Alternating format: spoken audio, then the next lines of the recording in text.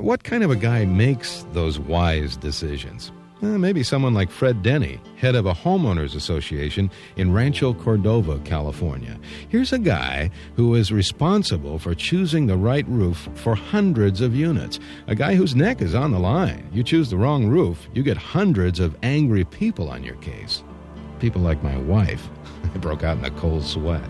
Well, when we were looking at the different roof materials, like I said, price is a factor. I mean, it's a factor, I guess, with everybody when they're buying something. But there is that scenario of you get what you pay for. So even though we were price conscious, we didn't want to end up with a cheap roof that wasn't going to last. So we were looking for a roof that would last a long time and was a decent price. Now, we looked at the cheaper prices. Asphalt was one of them we looked at.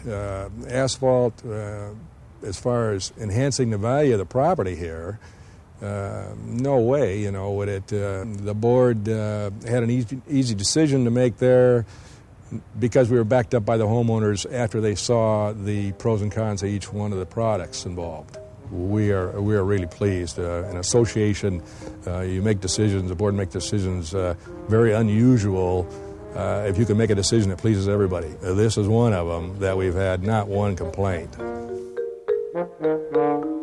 I wanted more. I was becoming a roofing junkie, but I wanted more reassurance about the fire retardant nature of this stone-coated steel technology.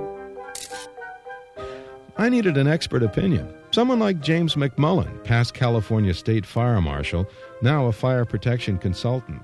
There are two things that a firefighter fears the most, and that is being on a roof and having the roof collapse and them falling in, or being under a roof and have the roof collapse in on them. And therefore, the lighter roof you have, the better you are in protecting yourself from collapse. In terms of the roofing technologies, if you want to put on a fire-resistive roof that has the optimum protection and gives you not only a good fire-resistive rating, but affords protection for the residents underneath and lasts a long, long time, you're down to really two types of roofs. And that is either the steel, stone-coated steel technology or a clay concrete technology.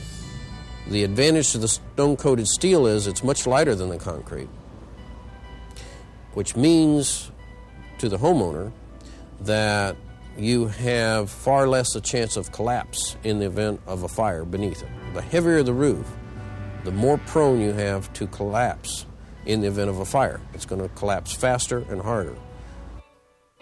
Not exactly a reassuring thought. Then I remembered what I read about the Kobe, Japan earthquake, where many homes collapsed because they were covered with heavy tiles. I asked Mr. McMullen about the weight issue during an earthquake. The stone-coated steel roofs that we examined in the Northridge earthquake all stood up very well during that earthquake. In some cases, we saw the fireplace had toppled over, the chimney. We saw only very minimal damage of any stone-coated steel roof and almost no damage at all. They held up very well in the Northridge earthquake and previous earthquakes. Okay, so the stone-coated steel is a good choice to withstand earthquakes and fire. But what about snow, hail, tornadoes, hurricanes?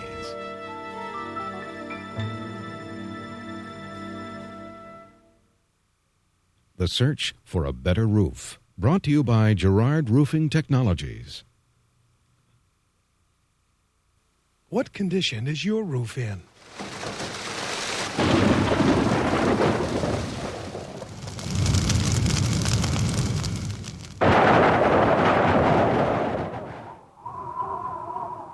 If your roof can't put up with these conditions, put up a Girard roof.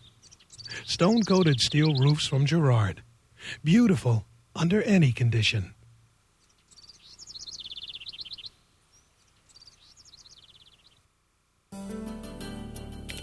Day 3. While driving through Lake Tahoe, I found Mrs. Elsie Peterson out in front of her home. She seemed to be admiring her roof. A roof that I perceptively noticed was made of that stone-coated steel.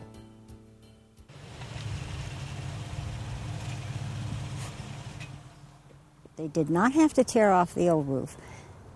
They put on a lattice work over the old roof after they've cleaned it all up and taken off all the things from the perimeter. Then they cleaned it all up and they put on this lattice work, which gives airspace, which is a form of insulation for both summer and winter. We have had, at some time or another, snow every month of the year.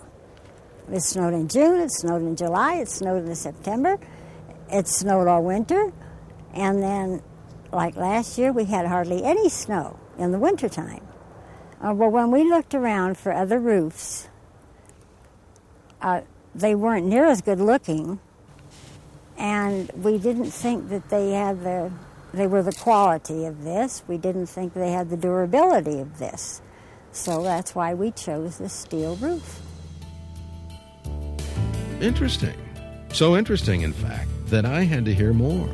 So I drove to Texas, hailstorm country, hail the size of, well, Texas-sized hailstones. I talked with Mr. Anderson, the victim of one of those storms. Well, this was the first Texas hailstorm I'd ever been through. And the damage that a hailstorm will do, or at least did in this area, is something that I'm going to use the word insidious, because the roof, to me, didn't look really any different the day after this happened than it did the day before. From what I understand in talking to the people that know what they're looking for, a hailstone will basically stress crack a cedar shake or a fiberglass shingle. We went with the Girard because of its wind resistance and its hail resistance, and the fact that it's got a great warranty on it. I think this is one of the most attractive roofs you could possibly put on a house. They've got a myriad of color choices. The shake pattern we went with, I think, fits the architecture of the house very nicely. Best word for weather in Texas is volatile. And with the stone-coated tiles that we put on this house, I think we're in real good shape. Okay, so the stone-coated steel roof is good protection against quakes, against fire, against rain and snow, against hail. But what about tornadoes? You got it, Texas-sized twisters. Well, Peggy Williams of DeSoto, Texas, was nice enough to share her story. When we were trying to decide which type of roof to put on the house, we did investigate replacing it with a wood shingle roof that we currently had. We looked at tile roofs. We had someone come and give us estimates on aluminum roofs, and then the Girard roof. And we talked to neighbors that have those type of roofs, asking them questions like, do you hear the rain, or does it make a lot of noise? And we really felt that this was the best selection for us. We also looked at price-wise. Everybody has a budget these days, and we wanted to make sure that we got the best quality product that we could afford at the time. We had a tornado that hit the area in April of '94, and we did have the Girard roof on, thank goodness. The tornado seemed to skip over our house. It hit the front yard and then hit the backyard. The damage to the other homes in the area was quite substantial. A lot of them had great sections of their roof pulled off, missing, holes in the roof from trees and things even falling through it. And they were all homes in the immediate area, immediately surrounding our property. And I really believe that if we did not have that Girard roof on, that our home would have been damaged just as much, if not more, than the ones in the neighborhood. I thanked her and left. As I pulled away from the house, I noticed the roof again. It is a good-looking roof. I kept hearing that. I also kept hearing all these people say that they only wanted to re-roof once for the rest of their lifetimes. They wanted durability. They wanted high quality, and obviously, they wanted it to look good. Bottom line, it had to be the best. I guess that puts me in the